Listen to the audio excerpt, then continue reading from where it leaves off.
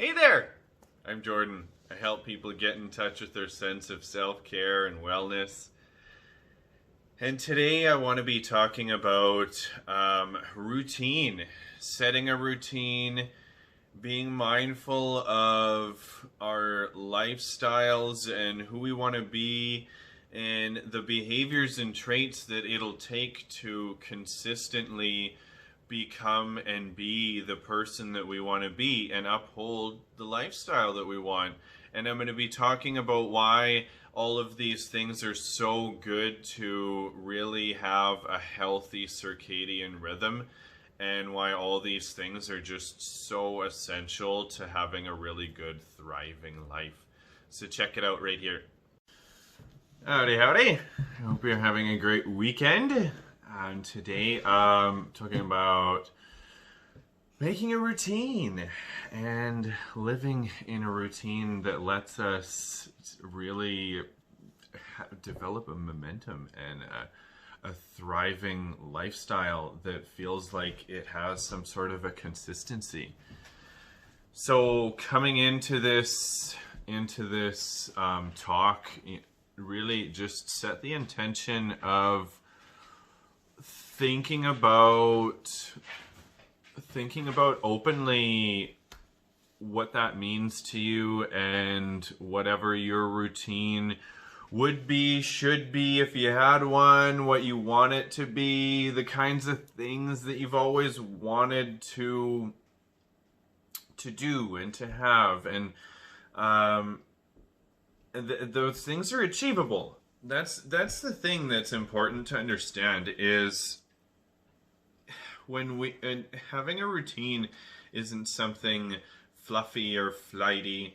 It's how we stay on track. It's how we avoid feeling like we fell off the fitness wagon, or feeling like, well, I want to be somebody that has a lunch all the time and doesn't end up just resorting to buying a lunch at the nearest fast food restaurant with your work crew or whichever, but having it's necessary to have it in the routine to make a lunch the night before. You know, I had years of working in different industries when I was really passionate about health and fitness, but I hadn't gotten into health and coaching or anything yet. But I was just developing a good routine of making a lunch and meal prepping. I got really big into meal prep, and that became a really big routine for me. A night before, or sometimes even a few days in advance, I would meal prep my lunches for a few days out, and maybe dinners too. And those things are just things that are so good to incorporate into our day-to-day, that they help us. They help us in the littlest ways in order to micromanage the things that we have to do. And I know it sounds arbitrary, but it's so valid, because it's important to know that your performance and your flow in the day is directly influenced by not only planning out the day and setting a routine, but breaking it down and thinking about when you're going to bed and when you're getting up, and how one influences the other. If you stayed up really late, now you didn't get much sleep, and now you're feeling like you want to hit the snooze button and you're not getting up when you wanted to. And so that just creates a snowball effect through your day, where now you're doing everything kind of last minute, and now you're rolling through the day just snowballing with this attitude of just barely doing it, instead of coming back to, you know, it's funny, like, thinking about the energy that would bring you into a good day. It's kind of like which came first, the chicken or the egg, the morning or the night before. So it's like you have to think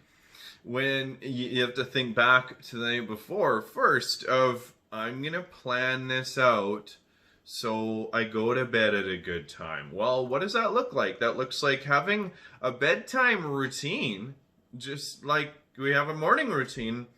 This isn't rocket science here, folks, but if we treated our, like I always say with heart and self-love coaching, is if we treated ourselves like we were somebody that we loved, like our children or our partner, and we told ourselves things like, hey, go to bed, you know you need to get a good night's sleep, instead of staying up all night and binging that show on Netflix, or instead of staying up late doing anything, and just not setting a time and telling yourself that I'm going to go to bed at 9 o'clock, 10 o'clock. Maybe it's further than that, or before that. Maybe that means I'm saying to myself in a routine fashion of, by 8 o'clock, I'm not going to have any more snacks. I'm going to drink water until 9, 10 o'clock. By 9 o'clock, I want to be in bed reading a book or whichever. And then by 10 o'clock, I want to be sleeping.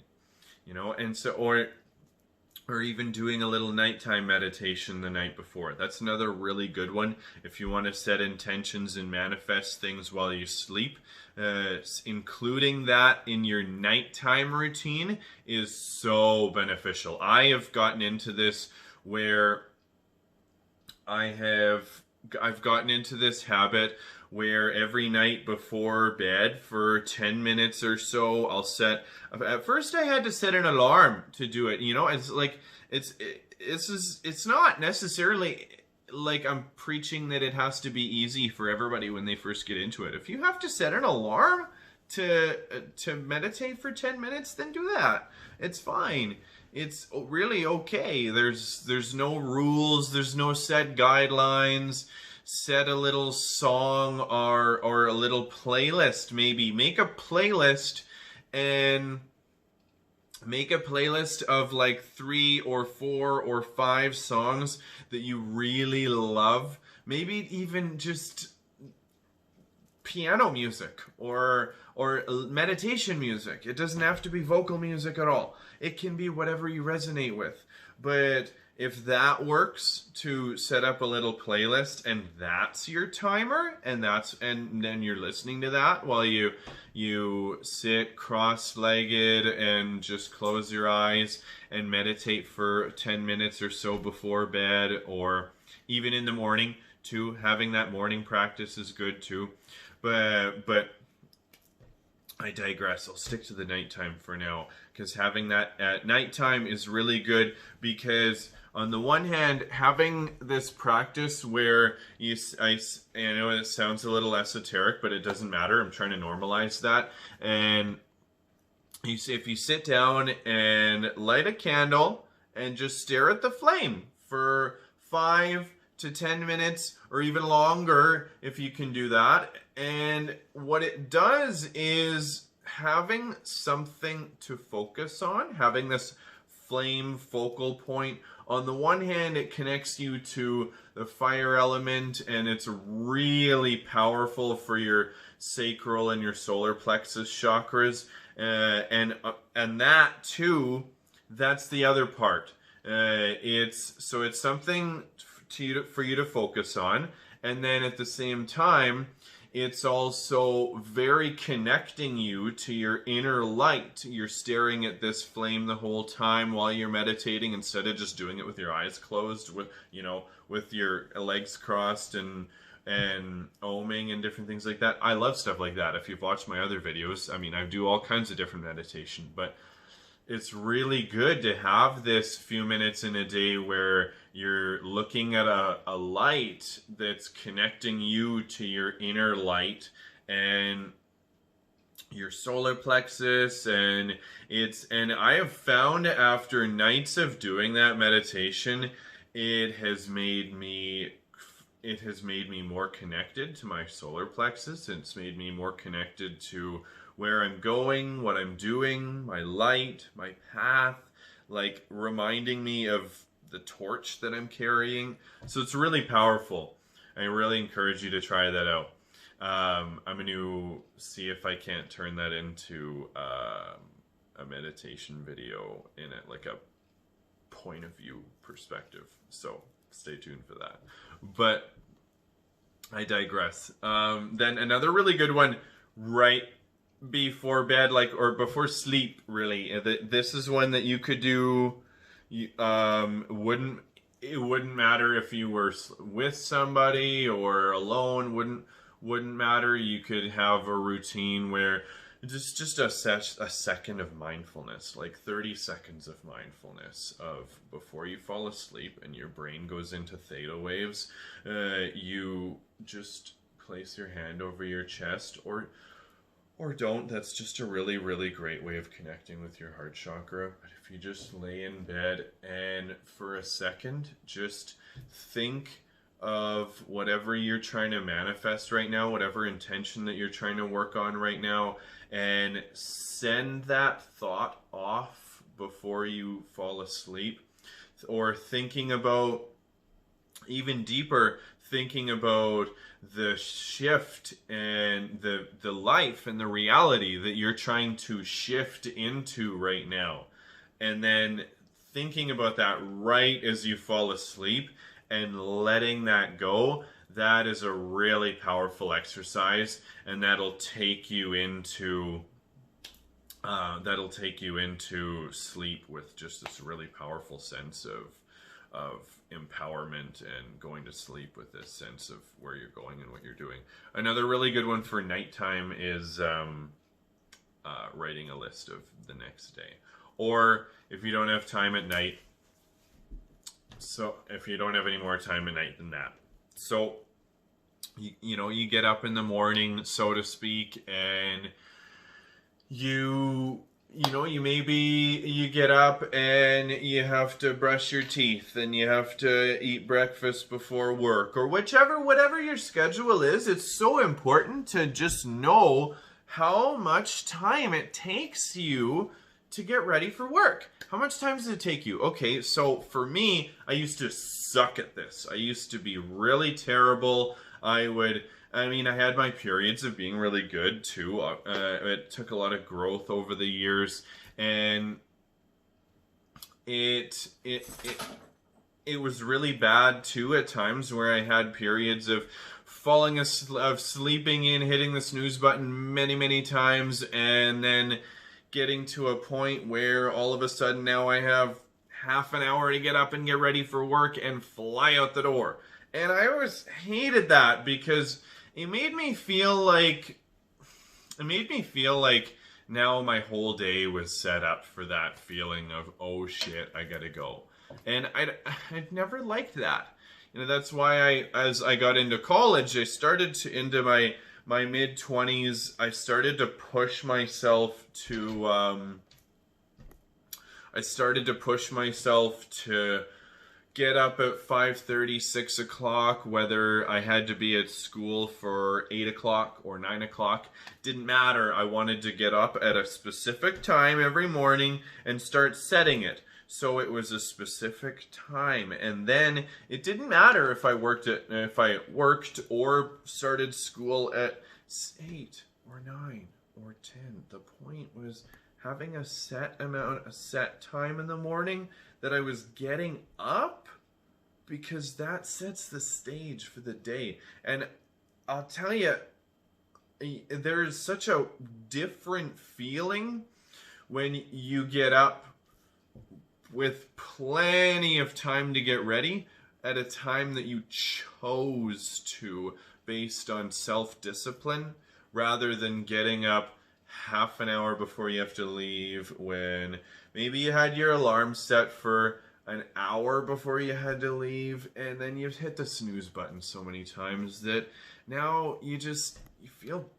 bad about yourself while you're getting up and getting ready. And instead of getting up with plenty of time, and you have all this freedom, this if I got up at 6 o'clock and I didn't have to be at school till 8, maybe I didn't have class till 9 o'clock or 8 o'clock, and I still got up at 5:30, 6 o'clock, showered, had breakfast, my lunch was ready from the night before because I packed it or whichever, then I've got time if I wanted to also include in my routine other things like saying, well, I'm gonna take 10 minutes to read my book in the morning before going to work, because I'm choosing to take that time for me. My day doesn't have to start by getting up and going to work for somebody else. My day can start by doing something for me, you know, and or I can choose to get up and have time to shower, have time to have breakfast, maybe have time to do 20 minutes of yoga or 15 minutes. You know, sometimes I just like to get up and get out of bed and just fall into one pose. And whether that means, like, I've been lately, I've been really sore in my lower back. So whether that means just getting up and laying on the floor in pigeon pose with my foot out in front of me for a good minute before getting up, and then wiggling around, and then going about my rest of my day, then that's what it takes. And it's all about just knowing ourselves, knowing our body, knowing the routine that we want to live, and the day-to-day things that it's going to take us to get there, instead of not doing them and not sitting down and taking the time to think about it like it matters to us, like there are things on our priority list that we want to get done in a week. So take some time to think of a routine that'll work for you. Think of how much you work in a day, when you should get up before work, how much time you feel like you need to get ready in the morning without rushing out the door, or to do those little extra things like maybe having a stretch or a little read or a little chapter of your book, 10 minutes of reading, whichever. Plan that out. You know, plan it out. Are you going to give yourself time for breakfast, or make your lunch before school, before work, or did you do it the night before? These are things that you need to sit down and ask yourself, or think about with yourself, and be mindful about it. Plan it out like you're planning out your child's routine for their school days, like you know what's best for them. I'm gonna keep coming back to this. Treat yourself like you would treat somebody that you love. Keep doing it. Keep doing it. And keep coming back to it. Because I'll tell you, that's the ticket to self-love. The choice is yours. You know, however you want to spend your day. Maybe you want to start your day with a little light stretch, or maybe you're somebody that wants to start your day with your workout before work. I used to do that myself. I'd leave time so that I could go to the gym and get there at 6:30 or 7 in the morning, finish up by 8 o'clock, and then go to work or school, depending on whichever it was. You know, maybe I had class that when I was in college, I had class that started at like 9 o'clock, and I had time to go to school or to go to the gym and get a good workout in from 7 to 8, drive across town, and then make it to class by 9. You know, so these are just things that we need to figure with ourselves, whether we want to do that kind of a thing to make our day easier later on. Like I've known a lot of people over the years that got up in the morning at 5:30, 6 o'clock, went to the gym, or did yoga in their living room, or run in the morning, or whatever their thing was. They were doing it early in the morning because they wanted to get it out of the way, especially if they're maybe a family person and they really wanted to spend more time with their family in the evening. You know, and maybe like I say, maybe you want to read your book for 20 minutes after supper or meditate before bed. These are just things that we need to plan into our day so that we never give ourselves the opportunity to say, oh, I don't have the time. I didn't have the time for this. So I just haven't had the time to meditate lately. I just haven't had the time to read my book because I'm always so busy. Well, what are we so busy for or with? We all have the same time. So no, you make the time. You make the time. And we need to set aside the time. And we need to budget our time the same way that we budget our money and our finances. Because when we do that, we gain a clear, mindful perspective of how we're spending it and what we're doing with it. You know, there's 24 hours in the day. The day has 24 hours. And the week has so that means the week has 168 hours. And that means if you're sleeping 6 to 8 hours, then then you're working 8 hours. That means that you're sleeping and then working 14 to 16 hours, and you've got 8 to 10 hours to play, learn something new, and get into whatever it is that fills your soul. Find your own hobbies, you know, do your own thing. Do whatever it is that you want to do, and you've got 8 to 10 hours to do that in the day. And mind you, that 8 to 10 hours will include the little bits of time in the day that is just poof gone, like it's 15 minutes in traffic driving across town and all those little tedious things. And then the getting ready for work in the morning, that's an hour, or perhaps when you diligently and disciplinedly get up an hour sooner and don't hit the snooze button, hey, maybe now you've given yourself another hour, and maybe now you have more time to read or do a little yoga or stretch or do whatever extra you want to do. But you've got that's your you've got this window to learn something new, play. And you know, so that looks like 56 to 70 hours a week. Out of 168 hours in the week, you've got 56 to 70 hours a week to live your own life. Really? That's it?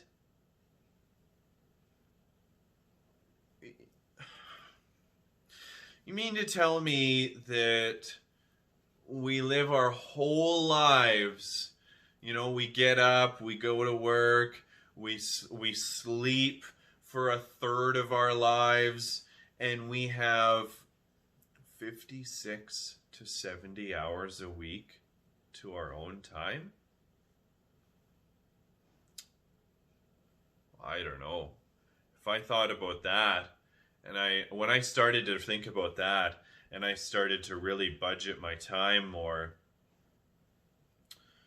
started to really think about how that time was spent scrolling on the phone, being on social media,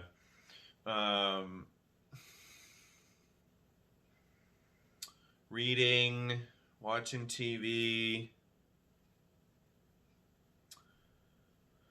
doing the workouts we need to do, or anything, any of those things, you know. It really made me step back and look and think, how are we spending our time? How are we spending it?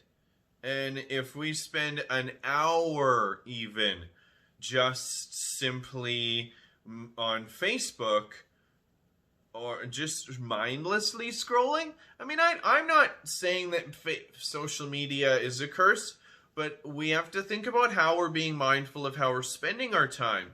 And if we're mindful of the fact that we still want to read tonight and we want to watch a certain show, or we want to have time to do yoga and do the workouts we want to do, and allotting all those little times for ourselves, well, then we have less time to waste on bullshit nothing scrolling on social media.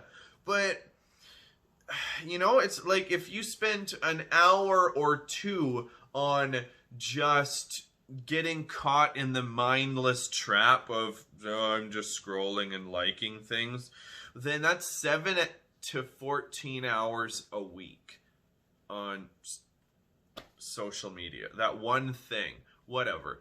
Is that how you want to spend your time? Like,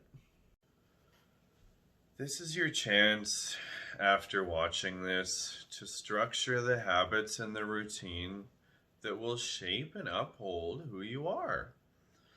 If you want to be someone who always has their lunch at work, then pack one. If you want to be somebody who's flexible or breathes better, then plan a yoga or stretching or cardio routine into your weekly routine. If you want to be somebody who's alert, focused, and driven, it all starts with structure. It starts with getting consistent sleep at a decent time, going to bed at a certain time, getting up at a certain time, planning these things out, and asking yourself, what works for me? You know? And not hitting snooze after the 5th time. I'm guilty of that one myself at times, and I've had a history of it. The best thing to do is to just get up when it goes off. You set it to get up at a certain time. So get up at that time. And don't just set 5 alarms because you're setting yourself up to fail. You've told yourself that you don't trust yourself to get up. Now, I'm glad that I thought of that before the end of this, because when we set multiple alarms, we tell ourselves that we don't trust ourselves to get up. So we're setting multiple alarms out of thinking, oh, well, I'll set this alarm, and then when I don't wake up from that one, I'll have the next one, and the next one, and the next one, and the next one. I've done that, and I have multiple friends that have done that over the years, and it does not help, it doesn't work, doesn't contribute to your getting up at the time that you really should have gotten up, which was the first alarm. So cut it out, stop it. Just stop doing that right now and start moving towards a morning routine where you have one alarm. You even put it across the room if you have to, and you just get up. Get up when you need to get up, go start the coffee and shower. Just get on with your day. But it starts by taking, it's all about taking a look at the person you want to be and acknowledging that this person will come with embodying traits and certain habits that are required to be that person. Be the person you want. Do it every day, and you'll have it in your life. Be it, do it, and you'll have it. So, after watching this video, I hope you really take some time to think about what kind of a routine you want in your life, and what kind of a person you want to be, and what kind of habits are required to be that person. And if you like, I'll leave you with this mantra for a routine meditation that you can carry into your day. I'm building a foundation of the lifestyle that will shape my life. I'm giving and building a foundation of the lifestyle that will shape my life. I'm building a foundation of the lifestyle that will shape my life. So I hope you take with this some really good intention to start your own new routine that works for you, a life routine, morning routines, bedtime routines, fitness routines, when you're making your lunch and meals and all that stuff. And I just hope you really take into your days some really great energy to plan your days better and just move forward with success. So if you like this, comment, share with me what your routines are going to be and the things and the traits and lifestyles that you really want to uphold. I'd really love to hear that feedback, guys. And if you like this, like it, subscribe, throw a comment down in the comment section. Thanks. I love you all. I appreciate you so much.